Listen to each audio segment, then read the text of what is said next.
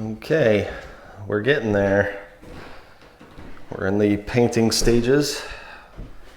Still have to do a couple coats on these doors and drawers. I had to, let's see, some wood filler here. I wanted to fill everything, make it nice.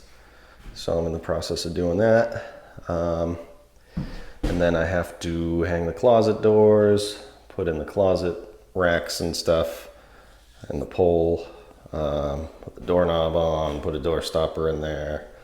There's still some second coats I gotta do on trim in the doors.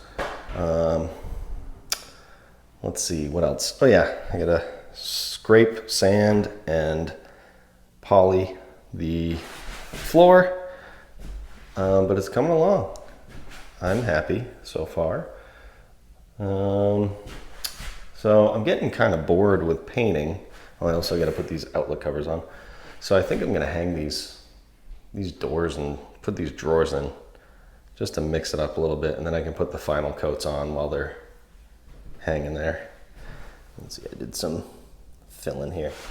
So I think that's the next step. Anyways, enjoy.